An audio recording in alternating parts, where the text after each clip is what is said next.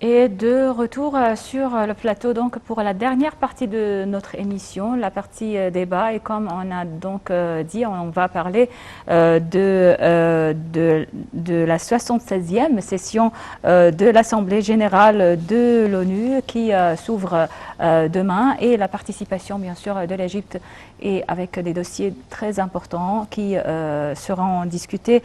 Et alors pour discuter donc de ce sujet, on a en ligne Madame Passante Fahmy qui est experte en économie et analyse.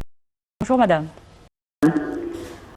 L'Égypte donc va parler de deux dossiers très importants. C'est le développement durable et le climat. Et même le ministre des Affaires étrangères, Sameh Shoukry, aura aujourd'hui, en marge de l'Assemblée générale de l'ONU, des réunions axées sur ces deux sujets. Donc le développement durable, une fois de nouveau, mais cette fois après donc 2 années de pandémie. Alors, quelle est la situation donc, ou quel est le statut de ce dossier actuellement après donc 2 années, je dis de pause, ou 2 années donc très tendues à cause de la pandémie de Covid-19? Ce dossier-là, c'est un dossier très critique parce que le monde entier maintenant souffre des problèmes trop profonds et très difficiles à résoudre. À cause de Covid, bien sûr, mais aussi à cause du changement du climat. Je vais commencer par Covid. La maladie est partout, la pauvreté est partout, il y a des problèmes de non-production, et ça, c'est un problème très compliqué pour le monde entier, parce que le tiers-monde, spécialement, est le plus affecté. Pourquoi est le plus affecté? Parce qu'à cause de la pandémie, il n'y a pas assez de vaccins, alors la maladie est partout, et les possibilités de travail aussi n'existent plus, ce qui développe les crimes, les maladies, l'immigration illégale, des problèmes trop profonds.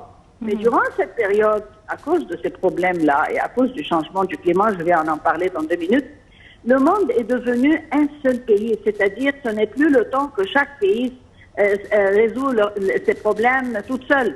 Nous devons rester tous ensemble parce que premièrement, ce sont des problèmes mondiaux. Deuxièmement, ça coûte beaucoup pour résoudre, spécialement le changement du climat.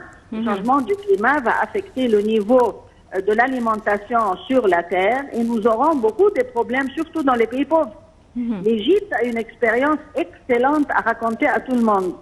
Pourquoi? Parce que durant cette période critique, on a eu la chance de travailler d'une façon exceptionnelle et tous les résultats sont positifs. Alors, nous sommes là-bas pour raconter notre histoire et aussi pour savoir comment nous allons aider à résoudre ces problèmes. Et je répète, ce n'est plus le temps que chaque pays va travailler tout seul.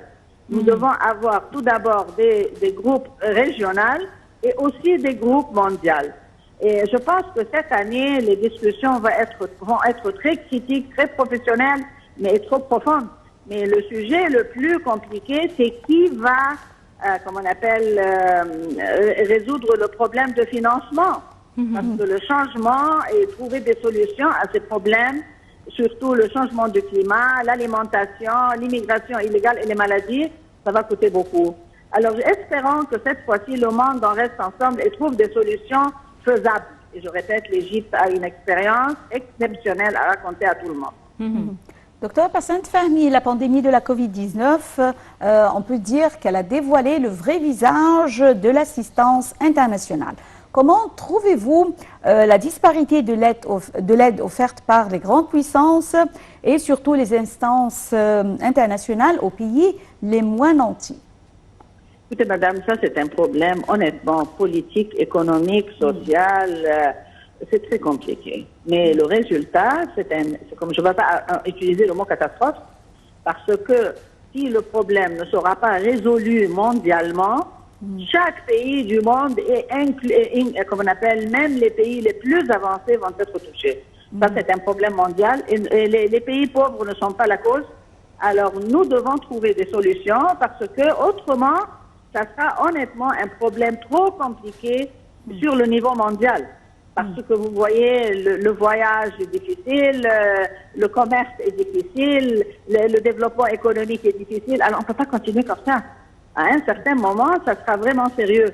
Alors, cette année, ça, c'est une réunion très importante, très sérieuse, et ils doivent trouver des solutions, quoi que ce soit le coût qu'ils vont payer. Et je répète, ce sont les pays riches qui doivent honnêtement participer le plus, parce que ce sont à cause de le changement du climat est là, et aussi la question de maladie, ils n'arrivent pas à la résoudre. Oui.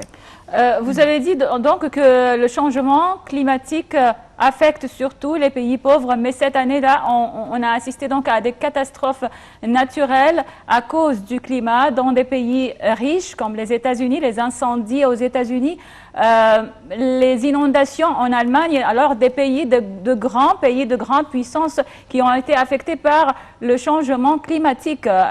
On ne s'attendait pas à ça. Alors, quelles seront donc les résolutions ou les solutions attendues par les grandes puissances pour se sauver eux-mêmes et pour sauver les autres pays pauvres?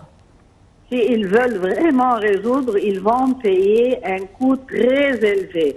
C'est pas question d'argent, c'est question que leur technologie doit changer parce qu'à cause de leur technologie, ça a créé le changement du climat, c'est-à-dire la façon de faire les industries, la façon d'utiliser les sources naturelles.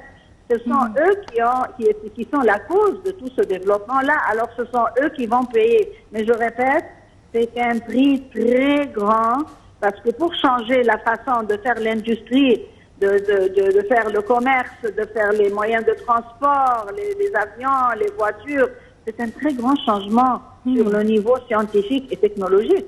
Et ça va coûter une fortune. Alors, c'est pas facile, mais on n'a pas d'autre solution parce que, comme vous venez de mentionner, c'est la moitié, ce sont eux qui ont touché le plus parce que ça sort de chez eux. Alors, c'est eux qui doivent trouver des solutions. Oui, ça va coûter, mais autrement, il faut sauver leur vie et sauver leur pays aussi. Et regardez, les catastrophes naturelles ne sont pas dans le tiers-monde, ils sont dans le monde avancé. À cause de la technologie qu'ils ont utilisée pour des décades, et maintenant, le résultat est vu, très dangereux pour eux, ça ne peut pas continuer. Docteur Passant Fahmy, comment réaliser une résilience internationale pour aboutir aux objectifs du développement durable selon l'agenda 2030? La coopération entre les pays, et je répète, question de compétition ne doit plus exister, parce que c'est la compétition qui a fait ça. Nos produits sont les meilleurs, mais nos produits sont les moins chers. Mais de l'autre côté, comment on les a fait? On a détruit la nature. Alors là, une coopération surtout entre les pays avancés, je répète, les États-Unis ou le NAFTA, les pays européens, la Chine, la Russie, les grands pays, ce sont eux qui ont honnêtement la possibilité de faire un changement. C'est pas les pays comme nous. C'est-à-dire, on n'est pas la cause de la pollution mondiale, on n'est pas la cause de ces problèmes. Au contraire, maintenant, on assiste à développer des voies. Par exemple, l'agriculture, la pisciculture, ça va aider à diminuer un peu le niveau de manque d'alimentation. Oui. Mais en même temps, on n'est pas la cause de ces problèmes. Alors, la coopération entre les pays grands, les grands pays industriels, parce que ce sont eux qui ont créé ça, doivent rester ensemble, être francs et trouver une solution pour sauver la planète tout entière. Oui.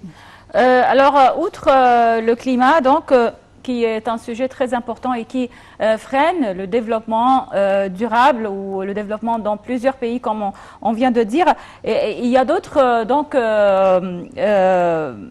d'autres problèmes qui entravent le développement dans le monde. Bien sûr, le Covid-19 donc a entravé plusieurs démarches concernant le développement durable. Alors, on va bien sûr parler de ce dossier et des résolutions donc à ce problème.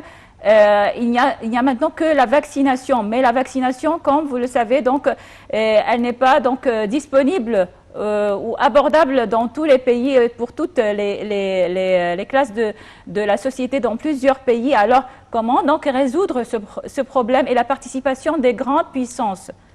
Elle n'est pas disponible parce qu'il continue de la même façon. Une compétition entre les grandes pharmaceuticals. La compétition doit être mise à part et la planète en face. Parce que pour sauver le tiers-monde, ils sauvent la planète. Et eux aussi, c'est-à-dire, jusqu'à présent, quand vous venez de mentionner, les vaccins ne sont pas pour tout le monde. Parce qu'il y a une compétition entre les grandes compagnies pharmaceutiques. Je ne trouve pas le mot en français. Mais cette compétition-là doit s'arrêter. Et ils doivent travailler ensemble pour sauver la planète, pas pour faire de l'argent durant une période critique. Regardez comment les stocks de ces grandes pharmaceutiques s'élèvent parce qu'ils font une fortune. C'est pas le moment de penser à faire des fortunes. C'est le moment de penser comment sauver la planète. Oui.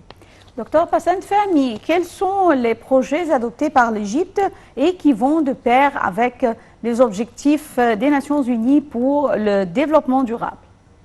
Le développement des gouvernorats, des villages, des nouvelles villes, de l'infrastructure, de l'agriculture, on a un très grand plan. Et ce développement-là a été vu et remarqué par tout le monde. Ça, honnêtement, ça va créer, nous sommes 120 millions à peu près et nous avons 20 millions de visiteurs, les Arabes ou d'autres nationalités qui habitent chez nous. Tout le monde travaille, mais le plan 2030, c'est un plan très optimiste, ça avance très positivement et le développement durable est vu parce que ça commence par l'infrastructure et aussi les nouvelles villes, le développement des gouvernorats et des villages.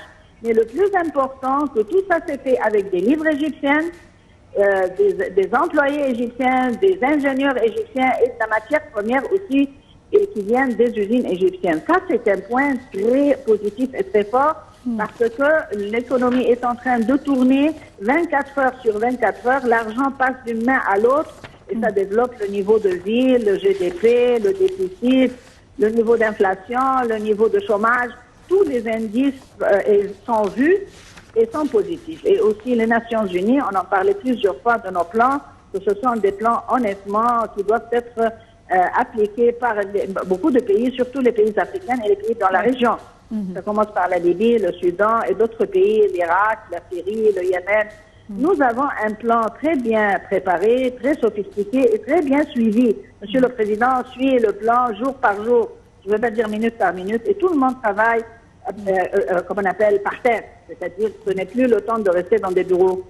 Alors notre plan est très, très optimiste.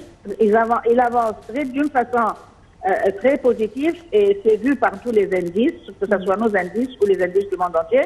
Et c'est, comme on appelle, avec ce que les Nations Unies ont mis pour plan pour le développement durable et pour le bien de l'homme et pour offrir une vie décente aux habitants. Oui.